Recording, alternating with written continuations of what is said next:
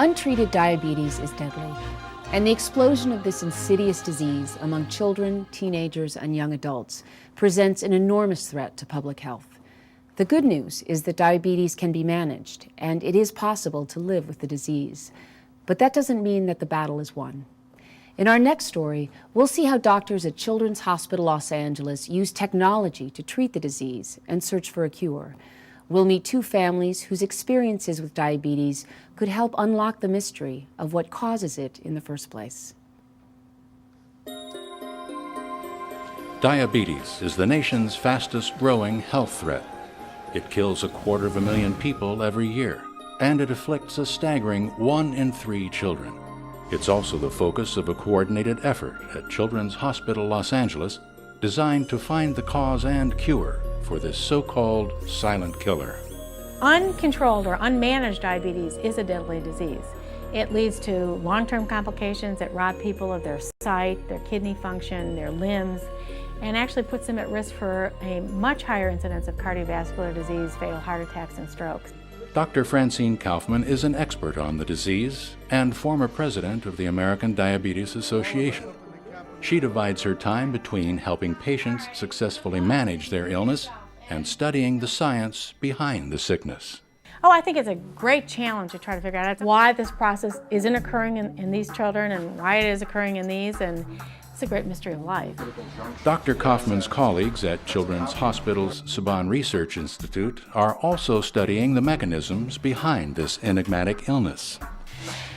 Both types of diabetes affect the body's ability to break down sugar in the blood because beta cells located in the pancreas are unable to produce sufficient sugar-busting insulin.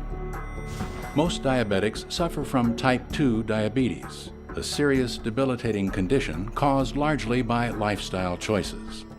Type 2 diabetes occurs mainly linked to obesity, often occurred mainly in adults in the past. In fact, we used to call it adult onset diabetes, but it has marched down in age, concomitant with the overall epidemic of obesity, particularly in children. Type 1 diabetes is less common than type 2, but even more of a mystery. It's an autoimmune disease in which, for reasons no one fully understands, the body's immune system destroys the insulin-producing beta cells. I think what we understand about type 1 is that we know that it is an immune attack on the pancreas. What triggers that and why one child gets it and another 10 don't, we don't really understand. Type 1 is not related to diet or lifestyle. It doesn't run in families and can afflict any child at any time, arriving without warning and lasting a lifetime. My name is Isabel Chin. A few weeks before my 3rd birthday, I was diagnosed with diabetes, and I've had it for 10 years now. My name is Reagan. I have diabetes. And this is like my stuff that I poke myself with. Dr. Kaufman's patients Isabel and Reagan illustrate the random, indiscriminate nature of type 1 diabetes.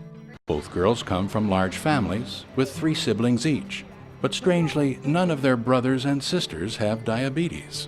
80% of the children with type 1 diabetes don't have another family member involved. Isabel Chin is an even more extreme example. Isabel has a twin sister, Madeline, and the 2 girls are identical, sharing the same exact genes, but only Isabel has the disease.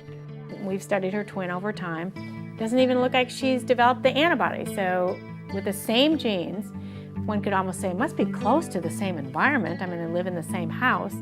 But one ends up with diabetes quite young, and one is, years later, still doesn't even look like the process has begun. For both patients' families, the onset of diabetes in one of their children came as a complete shock. I had no idea how life-changing it was. I was devastated, I was upset, I was crying. I just remember feeling like for about a week or 2 that I was walking around in a fog. But with Dr. Kaufman's help, they eventually learned to live with the disease, adopting a rigorous regime of testing and insulin injection, helped by improving technologies and their own children's remarkable adaptability. In the morning, I have to test myself, and then at brunch at school, I have to test myself, and also at lunch, and whenever I feel low or high, I have to do that too. Unless it's like really extreme, I can take care of it myself. The girls learned to test themselves and use automated pumps to help regulate their insulin levels.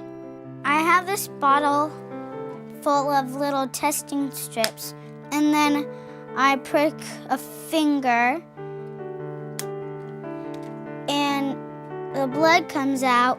Then I put it in the thing, and this part sucks it up, and then it says it starts from 5 and my number is 90. So Reagan is a great example of a young child, a relatively young child, who does a lot of the diabetes tasks and is certainly knows the diabetes lingo.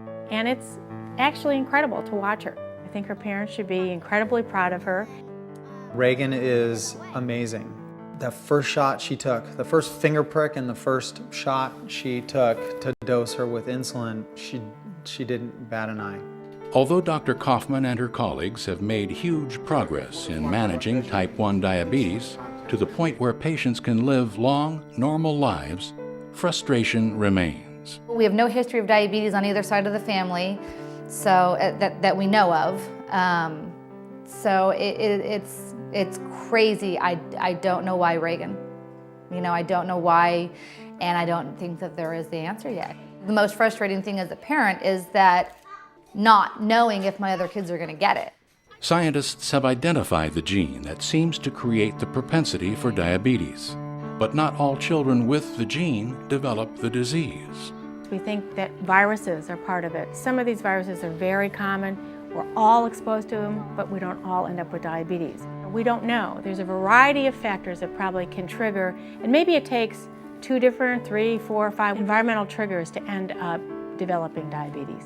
Stem cells are one area of hopeful research in the treatment of both types of diabetes. There has been a lot of progress, I think, towards this idea of developing new pancreatic cells in the laboratory. And I would hope that within 3 to 5 years we'll see clinical trials starting of making new cells to treat patients with diabetes. And in an approach typical of children's bench-to-bedside philosophy, some of Dr. Kaufman's patients participate in a national study aimed at preventing at-risk kids from developing type 1 diabetes.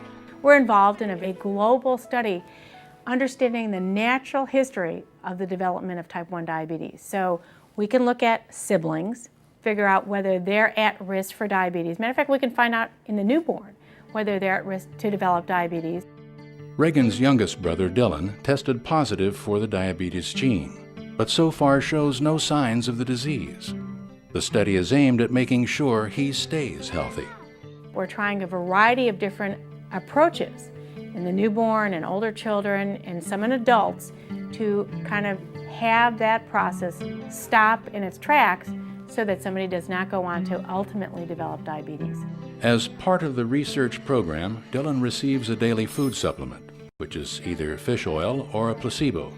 Researchers think the omega-3 in the fish oil could help prevent the autoimmune response that disrupts natural insulin production. And they monitor him every 6 months. They draw his blood, and they're checking for the antibodies, they're checking for vitamin D, they're checking for immune activity in his immune system. And keep your fingers crossed that he doesn't ever cross over to the other side. For patients, parents, and doctors, diabetes remains a lifelong challenge. But it is a disease that can be addressed on a day-to-day basis, and a permanent cure is closer to becoming a reality. I can look at Reagan and I can look at Isabel and I can know that, boy, these are 2 people who are going to achieve what they're going to achieve regardless of their diabetes. We're going to have more and more technology, more and more advancements as we go, more and more understanding of how to really keep those long-term complications off the horizon. And while diabetes remains a mystery for now, both Reagan and Isabel know that they're in the best possible place to deal with their disease. Our experience at Children's Hospital Los Angeles has been nothing but good. The doctors are wonderful, the nurses are wonderful. It's cutting edge, and that's probably what we love most about it, is that they're ahead of the game, not keeping up with it.